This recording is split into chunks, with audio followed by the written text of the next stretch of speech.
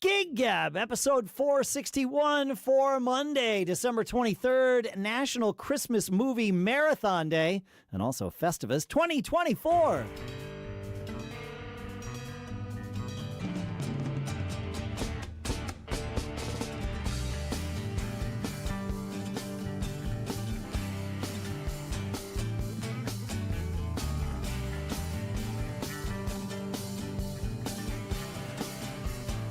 Greetings, folks, and welcome to Gig Gab, the show by, for, and about working musicians. Our sponsor for today is Bandzoogle, where you can go to bandzoogle.com, try it free for 30 days, and then use promo code GIGGAB to get 15% off your first year. We'll talk more about that in a little bit. For now, here in Durham, New Hampshire, as usual, I'm Dave Hamilton, and my guest co-host today is someone I've talked about on the show before, and the show is probably the only place you've heard about him, but who knows? The one of the founding members, the driving force behind, and my bandmate in Casual Gravity, Tom Jarvis. Thank you so much for coming on the show today, man. Thanks for having me. It's great to be here. And might I add, I am a huge Dave Hamilton fan. I am a huge Tom Jarvis fan, whether I'm looking at you from the front or from the back. So, Tom is our singer in Casual Gravity and also plays guitar on a few songs each night. But you are one of the people that started the band, right? Yes. Okay. So I wanted to have you on because, and I've talked about this on the show. One of the reasons I joined Casual was because the band keeps progressing forward. You guys understand that this is an ongoing performance. It's not just about the gigs. It's about entertaining people in between the gigs and keeping them engaged so that there's something for the following to do. And we'll talk about all those kinds of things. And you understand that live music is a visual art. We're out there putting on a show every time we play gigs together. It's not just staring at our shoes. Yeah. And it matters how you look, and it matters how you act on stage and all those things. So all of these things that Casual Gravity does are A, the reasons that I joined, and B, basically things we've been talking about on this show for almost 10 years now. All of those things. And when I was auditioning bands and bands were auditioning me, it was, I was looking for this. I didn't know if I would find it. But I was super happy when I did. So I'm glad you did. Speaking of your audition was awesome. It was unanimous. We knew, like, the moment you left the room, we were like, yeah. Interesting. Okay. You guys played it very cool during the audition, which is good. Like, that's fine. That audition was, I looked at your song list. I prepped songs. I came in and then found out that Rob, our bass player, didn't know like half of the songs that I had prepped. So, yeah, he was new, very new. He was also new, right? And so, it was like, all right, we were in, like, I think the first three songs that we played were songs I had not thought about nor prepared, certainly not for that audition. But like when we talked, you were so adamant. You're like, look, this is your chance to come in and show us. So we're going to give you our song list. You prepare, and then you tell us what we're going to play. And I was like, shoot, now we're off the reservation already. Like, what are we going to do? Obviously, it all worked out. It did. Well, I wanted to make sure that you were, that you weren't going to come in playing any songs that we were demanding you play, and that I wanted to make sure, like, no, these are the songs I want to play, and so you bring your best. But yep, yeah, no, I like that, I get that, but it was, and then it wasn't that at all. It's like, all right, no, now we're just in like GB band mode, and we'll figure it out. But yes, that's awesome. Yeah, no, it's great. But I want to talk about Casual, but I want to talk about you. Like, how... Me? Yeah. And you are... I always tell people this before the show. I didn't tell you this when we started. You are... And when I said you are our guest co-host for today, I mean that. if you have questions, ask. Like you know, take the reins if you want. It's fine. Like I'll rein us in if I have to. But I want to know about you. So I know a little bit about this, but not. I don't think I know the whole story. What got you started in music? How did you figure out that you could sing the way that you can sing? Well, I loved Elvis, Iron Maiden things. I mean, I would like seeing Bruce Dickinson as a kid. I used to watch, I don't know if you remember the movie 12 Wasted Years from Iron Maiden, but I actually would pause when Bruce Dickinson was on the screen and take pictures of the screen, and like, because he was so like awesome and magical to me. And same with Elvis and stuff. So, I mean, I always kind of sort of loved singing, but never thought that I would do it professionally. And I had, there's pictures of me when I was a little kid. Do you remember Sha Na Na? The Of band? course. Yeah. Well, there's pictures of me holding a microphone going, oh, like Bowser, because I thought he was so cool. But, which is, I'm not a bass man, which is hilarious, but I always wanted to be Bowser. But, I don't know, I really got into it because I used to sing all the time in the car, and I was singing one day at work. I was working at a warehouse. I don't know, I was like 17, 18 years old, something like that. And this guy heard me in the next aisle over that I worked with. And he's like, dude, you got a powerful voice. And he told me that he's a guitar player. Turns out we went to the same high school, didn't even know each other. And he said you should sing in my band. And I was like, okay. And I came down, and first time I ever jammed with a band, I was singing through headphones, not even a microphone. So it was fun. Well, so you were singing into the earpiece of the headphones in order to make sound come out of a speaker. Well, yeah. I mean, speakers and microphones are the same. Yeah. Yeah. So I had no idea. They handed it to me. I was like, do you have a microphone? I was like, no. And they're like, here you go. And I'm like, what do I do with this? Oh my God. Wow. Yeah. Huh. Now, were you also play guitar? Were you already playing guitar by this point, or no? This was like your absolute first step into this world. That was my first step into it. I started off wanting to be a bass player. I really liked Slayer when I was a kid, and Tom Araya was a singer and a bass player, and we had the same name. But I wanted to be a bass player. My mom got me. She ordered from Finger Hut some 6-string guitar. She was like, well, I heard that if you learn guitar first, you'll be better at bass. I think she just screwed up, but anyway. That's all right. The thought was there. Sure. The thought was there. But, and I took guitar lessons. But I think that was... I did have that guitar before I started singing, but I just tooled around on it. So I never really got into it until later. But you were interested in this idea that you could be someone who made music, not just listen to music. Yeah, definitely. Yeah. And it's funny when you say sing the way I sing. I was in that first band with that guy for, I don't know, a few years, and we never made it out of the proverbial garage for a long time. We just tooled around writing originals. We did a little bit of covers. Yeah. But never. My first time performing on stage was actually karaoke, which is hilarious. Wow, that's very different, as you know, from performing with a band. But yes, it is. It is, and it was just like my love of singing karaoke, and I loved the reaction. I don't know. I mean, you sing. I loved the reaction I would get from people, and when people would sing along and stuff, and I was like, I got to do this. Like, and it's so much better to have a band behind you. Yeah. Okay. All right. So, this starts to make sense. So, all right. So you're in the garage, whatever, singing into headphones, probably graduated to a microphone shortly thereafter. Yeah. And then it would be funny, though, if there was like a singer in like an A-list band that just sang into headphones because that's what they did when they started, and they just kept it up. I don't know. I have this vision. Maybe ChatGPT will cook something up for us and make that our episode image. But maybe I should just start doing that in casual. I mean, maybe. If you're gonna, though, can I wire an element from a real microphone into the headphones so that you actually still sound good? Yeah. That's awesome. And then when you're not singing, you just put them over your head. Oh, that's great. But okay, so that band never. It gave you some foundation. It gave you some context, and some experience of what that would be like.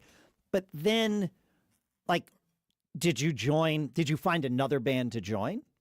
Yeah, so that band, it was a few years, and the guy that I went to school with, that I was working at the warehouse with, he and I don't know if he just had stage fright or what, but he just, every time we were like, let's get some shows, let's do Battle of the Bands, do this, he would have some reason why we're not ready yet. And I'm a perfectionist like crazy, you know that, we both are, but he was just too much. I don't know, we never made it because he just never wanted to get out. And so eventually I was like, I need to find something that that can get me on stage. And I played in a few original bands that never really got that far, but I'll just skip ahead to my first, like, in my 20s. Skip. Okay, we'll skip there, but in a second. And I want to ask, were you the member of these original bands? Were you the leader? Were you a driving force in these bands, or were you there to help serve the needs of the other people? Do you know what I'm asking? Yeah, I think I was always sort of both.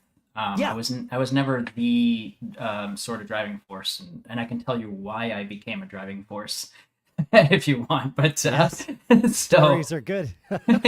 Well, that actually, it's a great segue into what I was just about to tell you. In my 20s, when my first real, actual, serious band, like I was in a bunch of them, and I don't consider them to be amazing enough to really mention them, but I think my first recording and touring band was Offset. And Offset, you said? Yeah, Offset. Yep. Okay.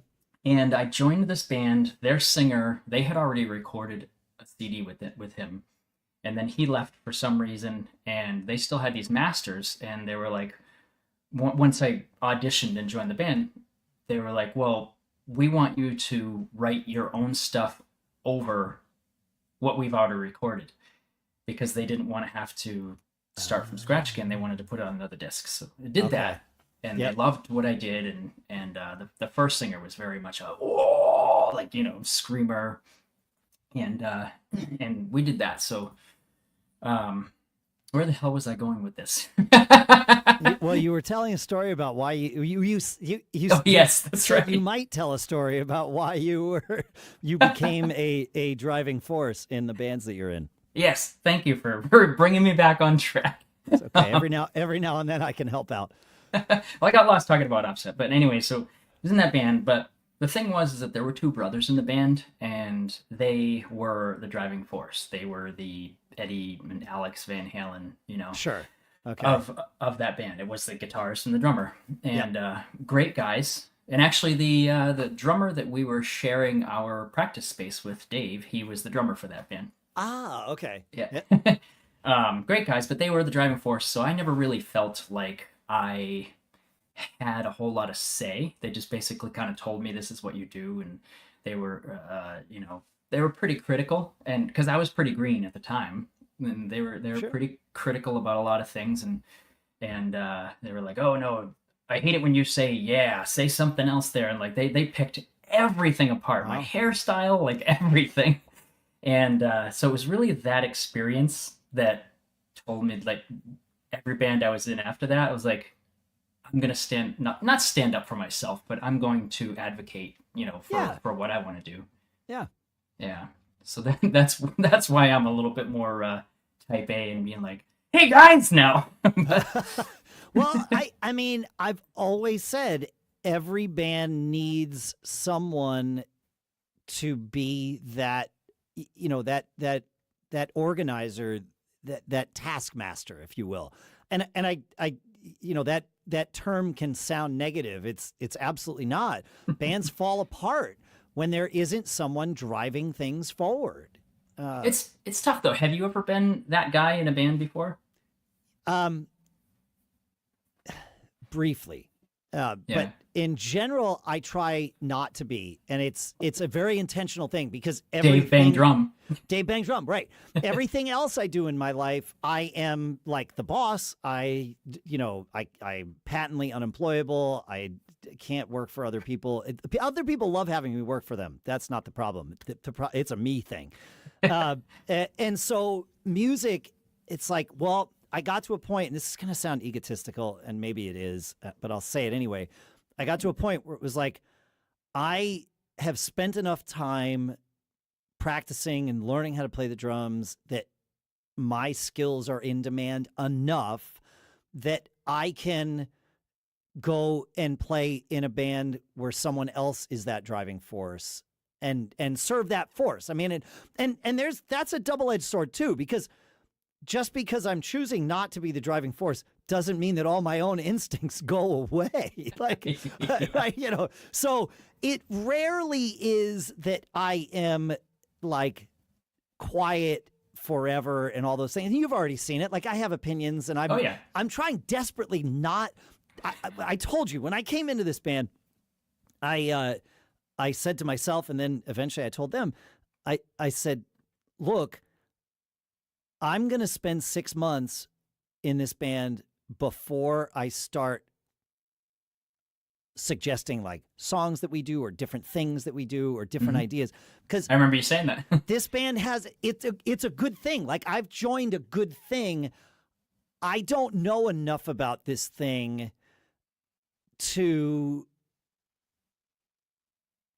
improve on it yet. Like, I could accidentally improve on it, but I could also accidentally ruin it. And I know I'm very persuasive. So if I really want something, I will, it will never leave the conversation. And that I've seen it. I've ruined bands with that before. So I'm trying very hard not to be that. But yes, I have been that role in a band very briefly because I had to be. But like Fling, Russ was always and still is our, benevolent dictator. But I was always number two in terms of the logistics and the organization and driving things forward and all that stuff. Well, listen, that's who I am. So I gotta say, just because you said about the improving upon the thing, and I'm not just saying this because I'm on your podcast and kissing your ass, but you have already improved this band. So you've improved great. it. Just your attitude has really like elevated our attitudes. Like, you just brought this. Yeah, it's been awesome. Well, that's great. Like, yes, I hope that I would bring something to the table just by Dave Bang Drum, right? But then there's all the other things. But I need to learn what those things are. Like, we did, and this is a good time to talk about this. We just did my first Casual Chronicles. Mm-hmm. Casual Chronicles is a YouTube series that the band produces, and it's just stupid. Don't take this the wrong way. Stupid, silly, little entertaining vignettes of a thing to promote the band and promote some upcoming shows and give people. I always say, when people get home from the show at midnight and they're not ready to go to sleep, you've got to be able to give them something to sink their teeth into, because they're still on your side. And if you don't have anything for them in that moment, that's when they're going to forget about you. And Casual Chronicles is a perfect thing for somebody that, maybe kind of coming down from a few extra drinks at the club, they go watch some stupid Casual Chronicles while they're sitting on their couch. So I got to say, Dave, my official description does not involve the word stupid. Oh.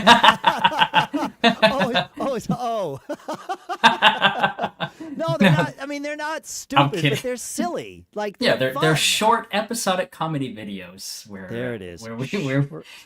Short episodic comedy videos, not stupid videos. See what I mean? I need to learn before I start offering feedback. No, they can be pretty stupid sometimes, and I think that's part of their charm. But they're just a lot of fun. I mean, should I talk about the Chronicles? I absolutely want to talk about the Chronicles. Yeah, like how long has Casual Gravity been in existence? We started in 2014, had our first show in January of 2015. Okay. So All right. So we're about to hit the 10-year anniversary of Casual Gravity. yeah, the 10-year anniversary of our first show, at least. Of the first show. Yeah. We're already in the 10th year of us being forming. Yeah. Right. Yeah. Fascinating. Huh. But we didn't start the Chronicles until later in 2015. So but they started almost right away. Yeah, pretty early. Wow. I had no idea that they came that early. Wow. All right. Yeah. The very first one, I can't remember. I think it was summer of 2015. You probably see it as you're scrolling down the date on there, but yeah, I can tell you how they started. I have always wanted to be an actor, and I've been a writer for many, many years. And I was always trying to find things. Oh, there's the first one. 9 years ago, it says. Yeah. Yeah. There's 34 of these videos. This is amazing. Yeah. But I had a friend who worked for a company called Chaotic Wrestling down in Massachusetts, and it's a wrestling company, independent wrestling company. A lot of stars got their start there, like John Cena and Sasha Banks and stuff like that. And I started working for them as a webcast host, basically talking about the event after it happened, reporting on it to everybody. And my buddy thought it would be cool for me to do. And so I had been doing that for a few months when we formed Casual Gravity. And then a few months into Casual Gravity, Jeff he had seen a few episodes of it was called the Chaotic Cast, the webcast. Okay. And he had seen a few episodes. He's like, why don't you do something like that for Casual Gravity? And I was like, I don't know, like, would just report on the shows afterwards? And I was like, let me think about it. And so one day we were just decided, like, you know what, Jeff, let's go and just find a location, and we're just going to film us talking to the camera, talking about our upcoming shows, and be our silly, stupid self. And but not stupid, though. Oh, right. That's right. you put it in my head. That's my fault. See what I see? I'm persuasive. You're persuasive.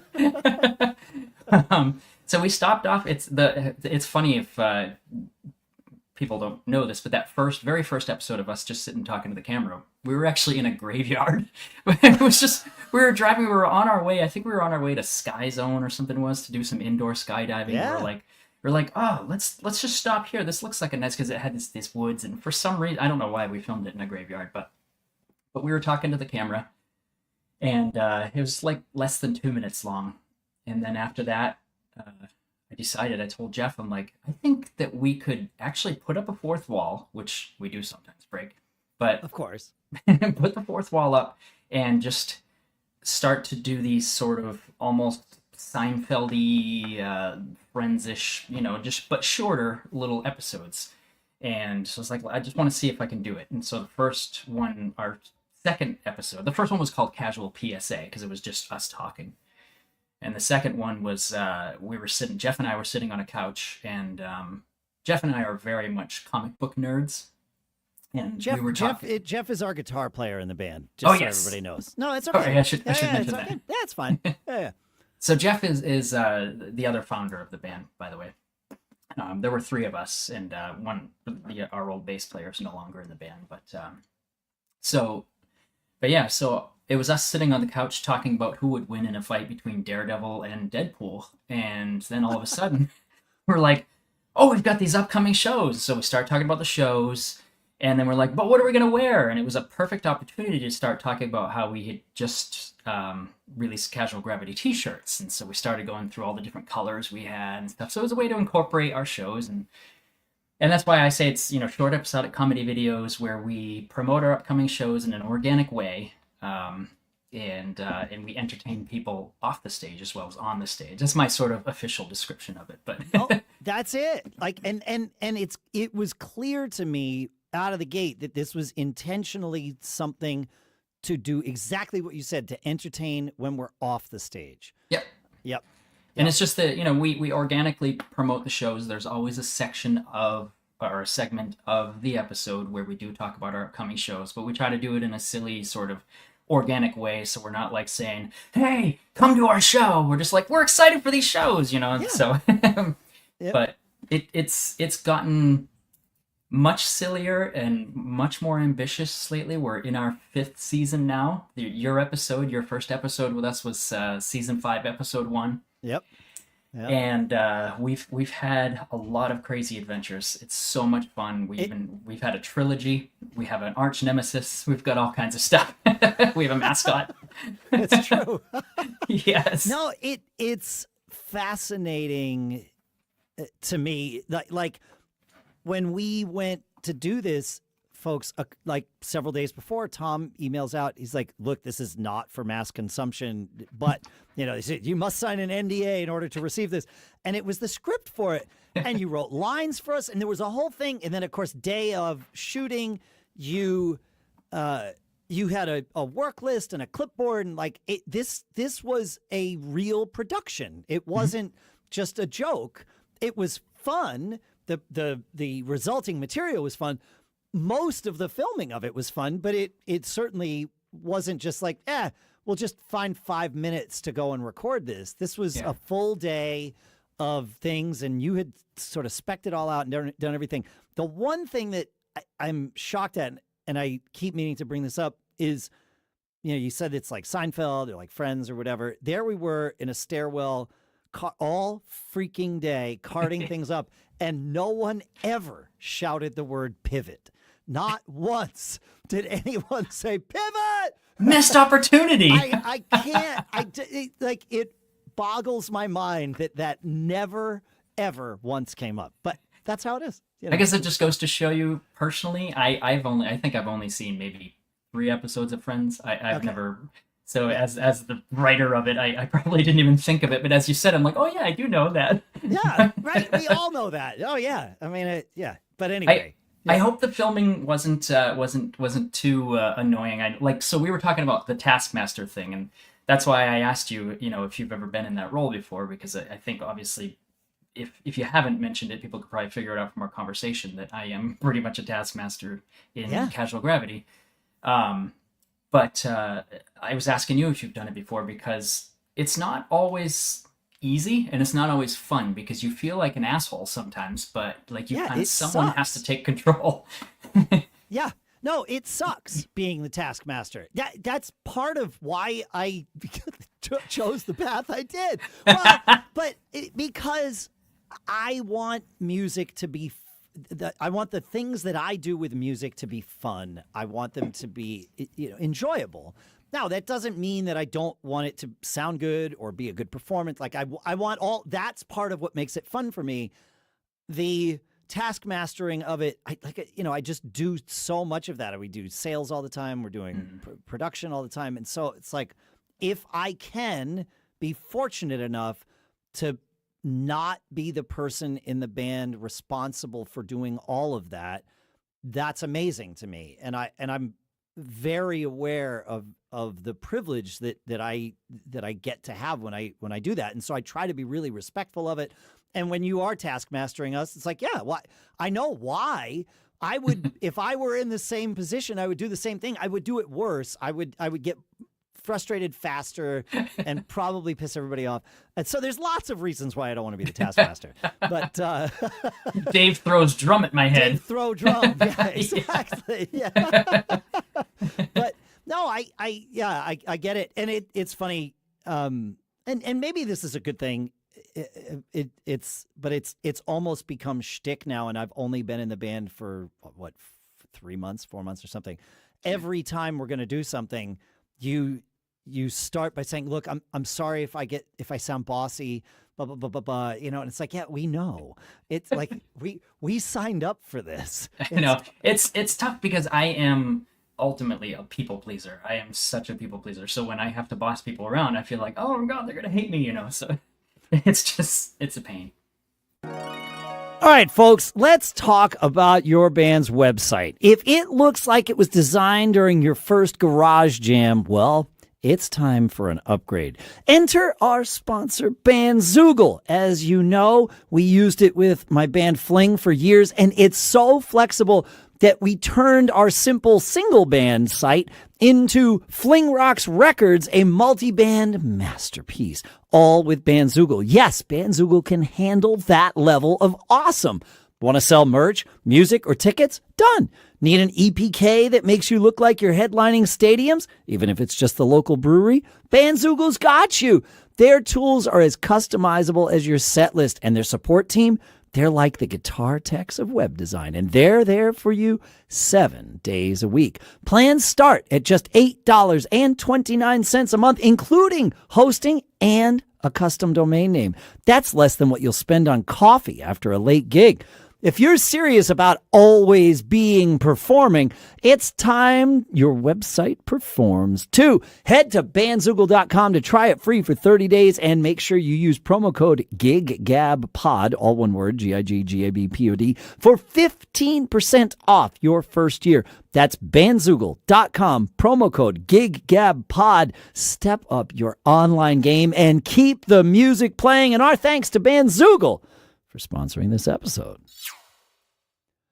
All right, let's have some fun with Gear Gab here, Tom. Right. I like gear, and so it's no great surprise that I've attracted an audience of people who like to nerd out about gear. One of the things I've talked about, a lot of the reasons that I liked Casual and am happy to have had the opportunity to join this band. When I was setting up for that audition, you told me two things. You told me to pick your 5 or 6 songs or whatever, which didn't matter in the end. You also said, do you have in-ears? Because we don't use monitors when we rehearse. And you didn't know it at the time. Now you do. That was, talk about music to my ears in so at so many levels. It's like, yes, I can't join a band that doesn't use in-ears. I can't join a band where I can't use in-ears. Like, yeah. I don't really... You can't go back. You just can't go back. No. And I've been on in-ears for 20 years. Like, there's just no... I've done gigs. Every now and then a gig will happen where it's like, fine, I'll deal with it with a wedge. And it's like, oh, no, never again. Never again. It's different. But it is an adjustment, right? So... Oh, yeah. Getting used to it. Yeah, so actually, before we get into the Gear Gab part of it, how long have you been on in-ears? Oh, God. Trying to remember. It wasn't in Casual from the beginning, right? No. You made the switch together. Okay. I think it was after Ray J died. That was our rhythm guitar player, and that was 2018, because I don't think... Yeah, he didn't have in-ears with us, so I think it was... around 2019, probably. So it's not that old in Casual Gravity. Yeah. Okay. All right. Well, I mean, you guys are. It was a pleasure coming in and not needing to teach everybody about in-ears. Like you guys already knew. Like you'd figured it all out. Because I've been in bands. It's being on in-ears for 20 years means that every other band I've been in, I was the first one on in-ears. Yeah. Right. I mean, it's just like how it was. And then it was like, oh, teach me how to do this. It's like, right. So I can tell you the things you need to learn, but you need to learn them on your own. And you have to get used to it in your own way, because it's weird, especially as a singer. I don't know how it is for anybody else, but as a singer, like hearing your voice in your head is something you have to get used to, because you're so used to hearing it blasting back at you with a speaker. It's mixed with everything else around it, so wow, it sounds cool. And then you hear yourself, and you're like, "Oh my god, I sound like a dork." Yes. Yes. Yeah. But then getting used to that. But for me, once I learned that, because I move around a lot on stage. I'm very energetic. It's something I'm known for. And I move my microphone around a lot, and I'm down here. Well, you can't see my hand, but down and holding the microphone down while I'm hamming it up with people. And I would get feedback all the time from the floor monitors. And as soon as I found out that's not going to happen anymore, yes, I loved it. Oh, interesting. Right. I never had to deal with that. I would have yelled at you a lot about that. Yes. Yeah, because I would have heard that feedback in my ears. In your ears, yes. It's so nice not dealing with that. Oh, yeah. It makes that part of it alone is better. But yeah, just being able to hear and having your mix and all that stuff. How long did it take you personally to get to the point where you were comfortable and being on ears was your preference? I'd say maybe about 2 shows, probably. Okay. All right. Like a month. Okay. Not bad. Was that true? That doesn't. I mean, that's pretty quick.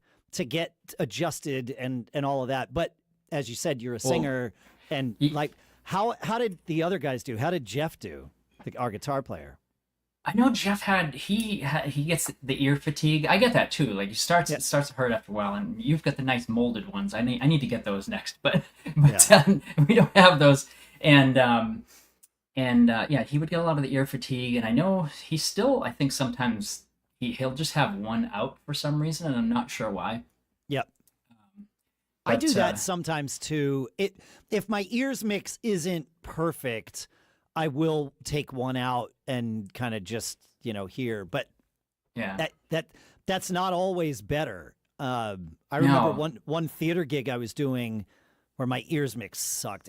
And it was because it was a rehearsal, but they were still messing with gains and so things were changing. It was like, this sucks.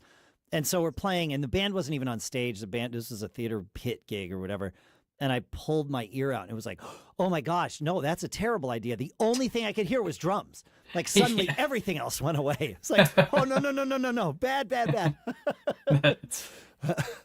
I think it for me, the reason why I adapted so quickly was because I talked about the feedback thing, but the number one thing was that I don't have to push my voice so much. And it's awesome. Like it's so good for singers, because when as you know, like I sing a lot of, we do a lot of female fronted songs. And so I sing very high sometimes. I sing very loud, and I project a lot. And we're playing 4-hour sets. And by the end of the night, your voice would start to get a little hoarse and stuff like that. And now it never ever does, right. Unless I'm sick or something. But unless you do it to yourself. Yeah, right. But or if I drank a little too much. Sure. But yeah. Alcohol dries out your voice. It really Turns does. out. Yeah. Yes. It's interesting how alcohol has that effect. Yeah. Yeah. Okay. Yeah. No, that all makes sense. Did you ever have the problem that a lot of us, me included, went through, singers adapting to in-ears? You can hear yourself whisper in your ears. It doesn't change the fact that you still need to project into that microphone to let the speakers that are going to project that sound to the crowd, they all still have to do their job the same way. Did you find initially that you were singing too softly when you moved to in-ears, or was that not a problem for you?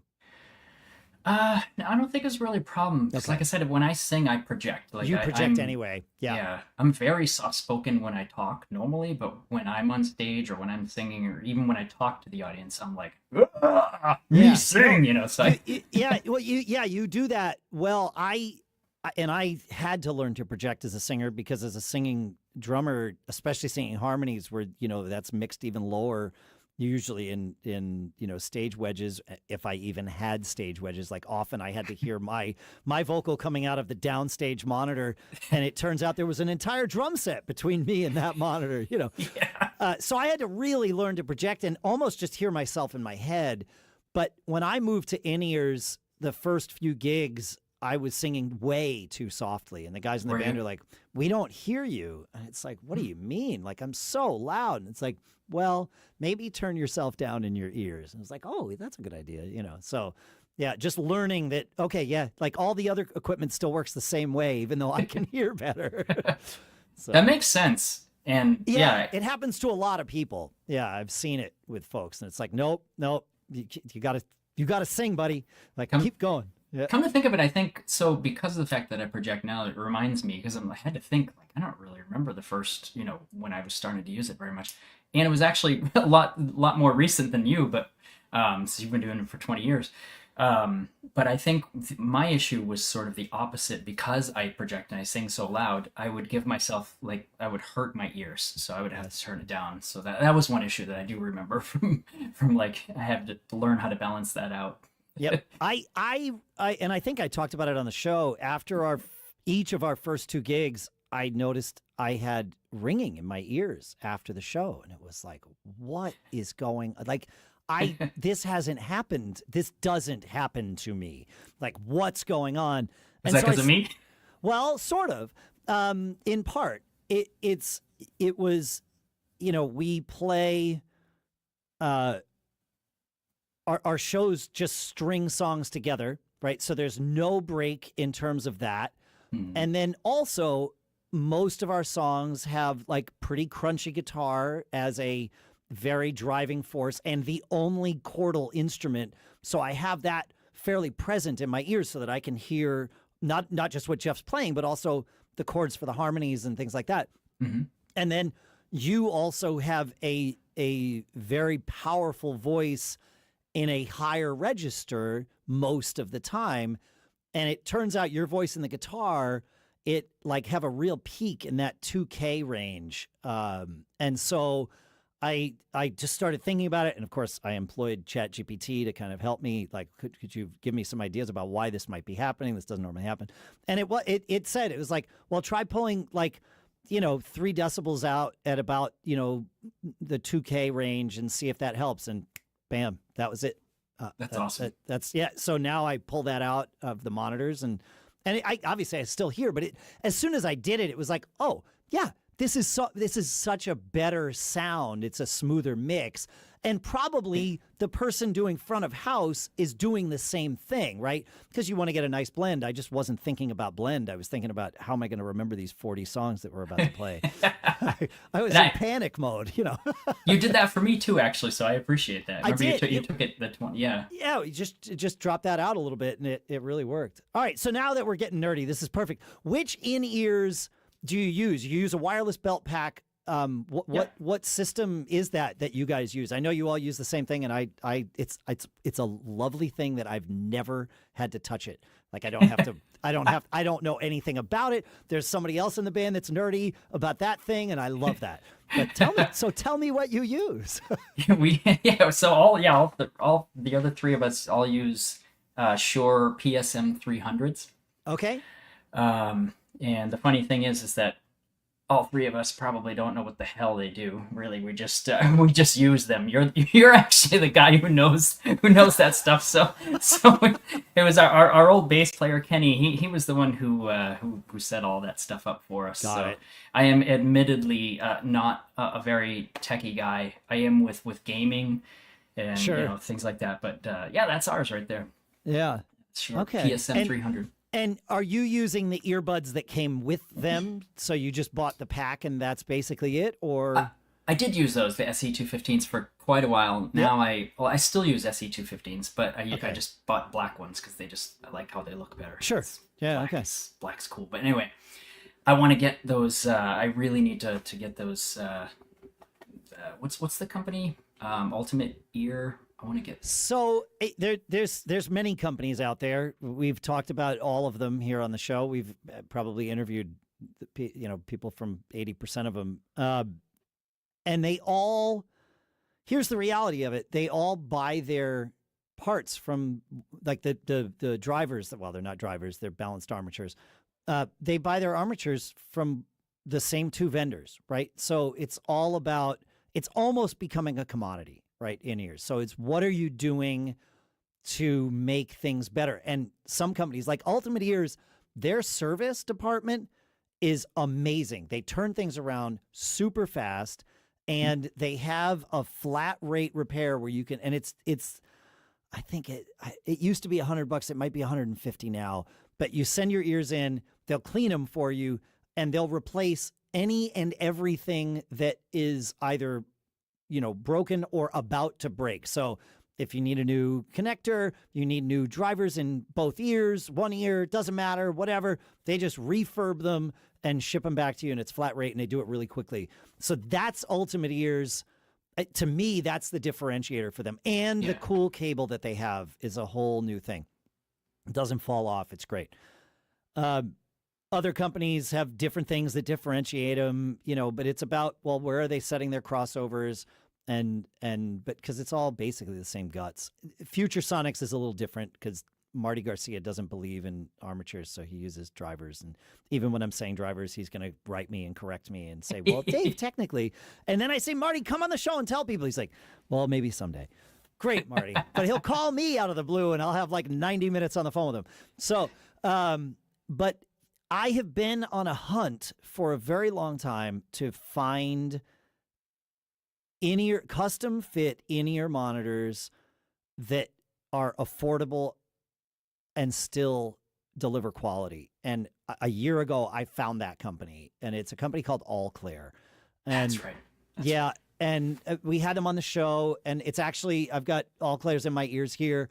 At most of our gigs, I have worn All Clears. There was a period of time where I couldn't because one of the drivers in one of my ears dropped out, which happens, you know, so I sent it in for repair, and it was in for repair for like 6 weeks, which is a really long time.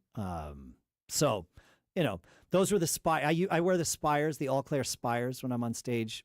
Those are 6-driver earphones. Now, those are not what I would call affordable. Yeah, those are $9.49 on their website, but they always have deals. The dual drivers that they have are $3.99, and you know, if you go, most companies, and All Clear has this too. On their dual drivers, they have a dual driver that gives you like a flat mix, and a dual driver that gives you a little bit of extra low end. And the extra low end would be for the drummers and the bass players or anybody that, you know, that wants that. Most companies have a significant, like 50% upcharge for the ones that have the extra low end. At All Clear, they're both $3.99, and then you can step up to their triple drivers for $5.99, which is what I think I have in here. But I have their dual drivers, and I actually used those for a couple of our gigs in there. And they're great. Like they all sound really good, and you're not like totally breaking the bank. When you're ready to do it, really the trick is finding an audiologist that isn't going to charge you an arm and a leg to take molds of your ears. And I found that one too around here, but you got to price them out. Like I paid $75, I think, for both ears with my audiologist that I found. That's not bad. Everybody else wanted like $150 per ear. Wow. Yeah. It's like, come on, man. Like, yeah, dude, like it's going to take you 20 minutes. Like your time is valuable. I am happy to pay you for it, but I just don't think it's worth $300 for 20 minutes. I don't know. Nah, I agree. Yeah. But yeah, All Clear's good. And there's lots. I have yet to find a bad custom fit in-ear monitor company. And I haven't tested all of them, but I've tested probably 70% of them out there, and I haven't found a bad one. So, but again, they're all using the same gear. They all kind of know what they're doing. It's a very tight-knit industry. Everybody works for everybody else eventually. You know, it's all that. Well, luckily, when I decide to finally go with it, I have somebody that I know that can help me. It's true, yes. Feedback at giggabpodcast.com. And this goes not just for Tom, everybody. I'm always happy to help. Like it's why I like doing this show. So you also use a vocal effects pedal, Tom. You're laughing. Yes, I laugh because you hate it. I hate all of them. It's not just yours. And I hate them for two reasons. The primary one is not a problem with you, and it's that people that don't know how to use them.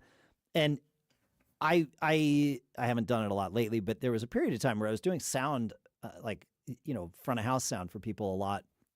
And folks would show up with their, you know, their vocal effects box. And as soon as they'd kick it in, they would have the gain. They didn't understand gain structure. They didn't understand that you have to balance these levels out. And they would just like, no, I tuned it up in my bedroom at home. It's going to work perfectly here. No, that's not how it works. It doesn't work like that with a guitar. It doesn't work like that with a snare drum. And it certainly doesn't work like that with your stupid vocal effects box. Sorry. That's awesome. But, you know, and they would push the little button. They're like, oh, I'm going to have harmonies here. It's like, woo. Nope, you're going to have feedback here, you know. I ran into that with it, just as a side note, with one pedal that I was using. I wanted that megaphone effect. Oh, yeah. I just could not get it right. It just fed back constantly. I was like, okay, screw this. Even using a real megaphone on stage will also feed back. Like, yes, you know, it's kind of how it works. Yeah. So, but you use it for adding extra harmonies, which I'm working very hard to mitigate the need for by helping the band add harmonies in those places. Well, yes, you did tell me early on in this band, you said that my goal is that you're going to, I think you said, make that pedal obsolete. Yeah. I'm not going to use it at all anymore. That's right. But I will say there's that Kelly Clarkson song, Since You've Been Gone, and that middle bridge section.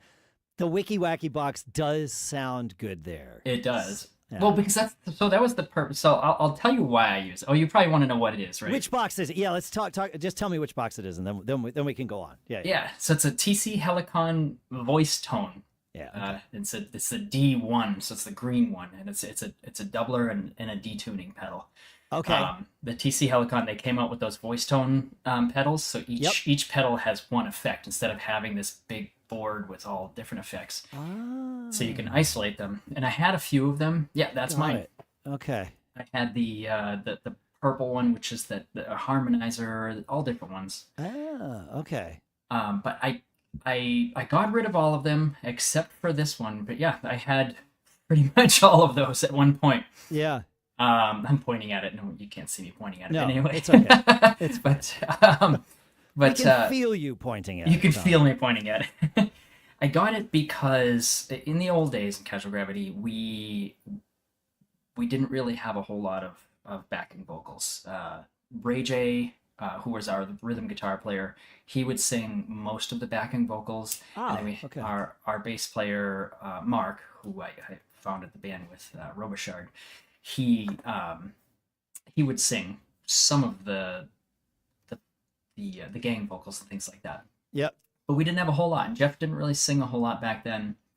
And then after Ray J passed, and we decided to part ways with Mark, that left a huge hole with no backing vocals. We got Anthony on drums and Kenny on bass, and Anthony was just strictly a gang vocal guy. He's not a singer. He does well with gang vocals. Yeah. And Kenny, I don't think he really particularly likes to sing. He's an amazing bass player, but I don't think he really likes singing. And I'd be like, Kenny, I need you to sing for me. And he tries his best, but he got this pedal, and you would have hated that pedal, but it made it sound like there were 1,000 Kennys, and it was just too much sometimes. Sounds like maybe one Kenny would have been too much. Yes. No, I've met Kenny. He's actually done sound for us. He's a great guy. He's a great guy. The joke was right there. I couldn't help but take a swing. So you would love it. Yeah. So we never really had a whole lot of backing vocals, and to me, I think they really add a lot to a song, especially if they're in the cover song that you're covering, or the song that you're covering. So I had that pedal that would double my voice, and that's mainly what I use it for, is to double. So when we do songs like, Shot Through the Heart, starting that out with just me isolated, it just doesn't sound as full as it does when Richie Sambora and John Bon Jovi do it together. Right. And so I had the doubler, and then the cool thing about that pedal is it can also do an octave down and an octave up. And what you were talking about, the Kelly Clarkson song, I do the octave up for that one part. Yeah. It sounds great there. Yeah. But I do also sing that falsetto because it really just should be sung by someone. But the unnatural sound that pedal gives you in the octave, it actually sounds good in that song. Yeah. I think probably because it's a pop song, and they use a lot of unnatural. It's what they did in the song, too. Yeah, exactly. Right. Yeah, exactly. I will say, though, I think you wanted me to make the pedal obsolete. I think I only use it in that one song now. I think that's right. Yeah, you're a great singer, and your backing vocals have really added a whole lot to this band. So I'm glad. I like doing it, and that was another reason I was really happy to join this band. Is it was like, oh hey, look, I get to come in and create. I mean, not that you guys didn't have harmonies before, but essentially it was a blank slate for me to come in and create this, as opposed to stepping into a band that's already got 2 or 3 harmony singers and probably having to stay out of it for 6 months until we had time to actually work it out. And as someone who likes to be involved in the harmonies, that's frustrating for me to be there and be like, I could, okay, you guys just do what you're doing. It's fine. Yeah. It's fine. I'll just Dave Bang drum. Dave Bang drum. So, the cool thing too. Go ahead. Sorry. But the cool thing too about when you came in is, speaking of vocals, is that you've been really pushing Jeff, our guitar player, to sing a lot more. And he actually has a good voice. I think he's shy. He doesn't like singing. He likes just being behind the guitar. He doesn't want to be the exposed harmony voice. Yes. But he is happy to be in the blend of a 3-part harmony. And he's really good. He does well, at yeah. learning his part and singing it. And he's got a good tone to his voice. His voice blends well. I sing with some people in other projects and, one-offs here and there. And it's like, okay, yeah, well, you know the part. Like, yep, you went home and you like sat down at a piano and like figured it all out. But if I may, like it's just singing the notes correctly is not even half the battle. Like, right. Like you have to, the blend is more important than getting the notes right. Now, sometimes the wrong notes obviously sound out of tune and then it doesn't blend. But you can sing not necessarily the exact same note that, whomever sang on the record and still sing a note that's in the chord. And if you are blending the tone of your voice in with the other singers and it sounds good, that's more important. That comes Absolutely. across better. Well, you and I know this. Sometimes with my more studied, the people that live in the world where everything is always just written down on the page. It's like, no, it's not. Like, this isn't on the page. Let's burn the page. Let's burn the page. Let's burn the page, shall we? It's great that you've come in and done that. And just to sort of circle all the way back to talking about taskmastering, I think that, I am very kind of, I don't know, taskmaster-ish about Chronicles, the Casual Chronicles, about how we advertise, about all kinds of stuff. But I feel like when it comes to the stage, I'm not actually as much of a taskmaster. No. I really want everybody to be themselves, so I don't really dictate anything with the stage, I don't think. I would agree with that. Yeah. No, the amount, I realize we're just, sharing band love here, and that's got to just be super interesting for the listener. But but it's like, I feel like there's lessons to be learned from this, because your amount and the places where you apply your task mastering, and perhaps more importantly, the places where you don't, it really is what makes the band both fun and productive. So I really appreciate it. And that's the reason I wanted to have you on the show, was just to kind of give people an example and a peering, a little peek into what it takes to make a band like this work. And I think you'll go back and listen to last week's episode, which you haven't heard yet because it's not out. We're recording things a little bit time shifted. But when I had Bruce Bennett on, he does a lot of things. Mm-hmm. He's an entrepreneur. He's a guitar player. He's built fairly large businesses here. He's also here in New Hampshire, it turns out. And he has great hair. He does. And he plays guitar in Shot of Poison, which is a Poison tribute. And hearing him talk about the way he kind of leveled up with that band when he stepped into it, gives me ideas about what we could do with this band over time. Nice. So yeah. So I'll just leave it at that, because Tom hasn't heard that episode yet. So, but yeah, no, there's things. I feel like these two episodes, in fact, last week's and this week's, are really kind of a package of, hey, if you're happy, and I hopefully doesn't come across the wrong way when I say what I'm about to say, because it's fine. If you are happy, this is good.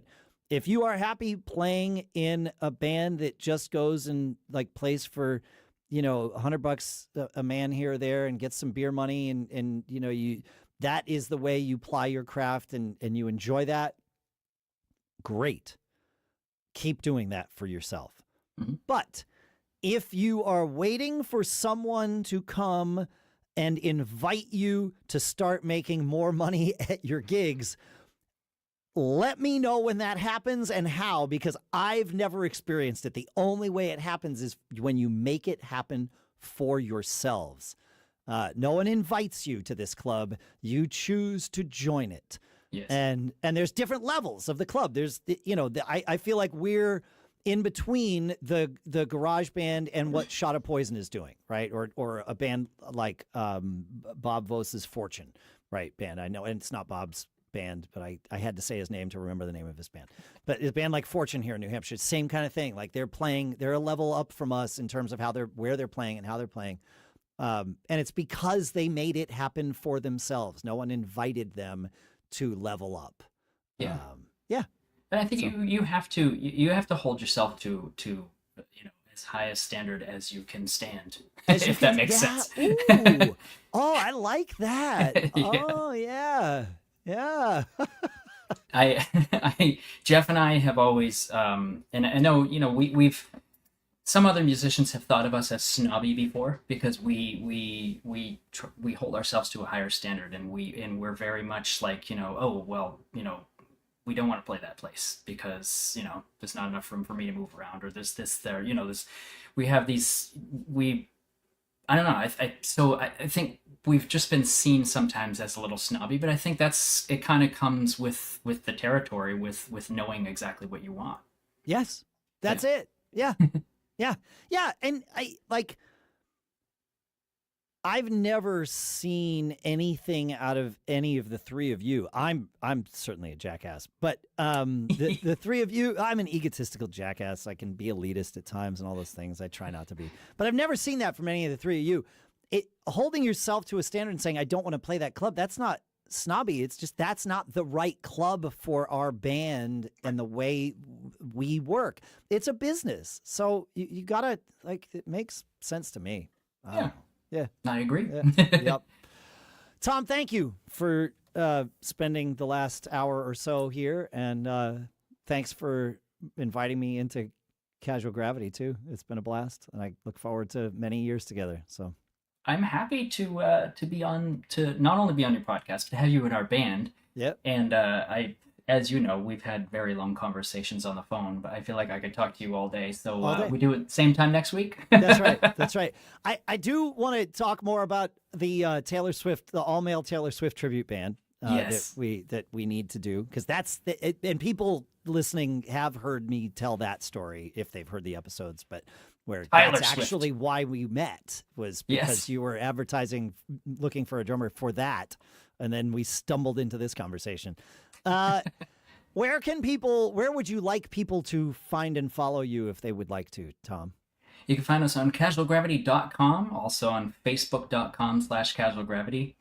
Perfect. Our videos, our Casual Chronicles, are on the Facebook page, but you can also find those at youtube.com/casualgravity. Sweet. I very much appreciate this conversation. I especially appreciate that we made it through this and I never had to ask the question that I still haven't asked. And I think now it's kind of becoming like what is it with the Lays or whatever on Seinfeld. I don't know that I ever want to know how the name Casual Gravity came to be. So we will leave that as a mystery. Oh, I got to tell you, but I guess, if we're out of time, I won't tell you now. Yeah, too bad. We ran out of time. I don't get to find out today. So I also play in that duo trio, the acoustic thing, Monkey Fist. There's a story about how that name came to be, and I also don't know that. So it's great. I'm 2 for 2 so far. That's awesome. I expect the day might come when I find out where Casual Gravity's name came from, but today, folks, is not that day. Not today. Tom, thank you. There are 3 words we like to say on this show. Would you like to do the honors for us today here? I mean, can I say it or can I sing it? Oh, well, if you want to sing it, I'll stop the theme music here. Tom, sing away, my friend. Always be performing! Love it. Thanks, Tom. Thanks for listening, everybody. Feedback at giggabpodcast.com, and we'll see you next week. And that's it, man. It's that easy.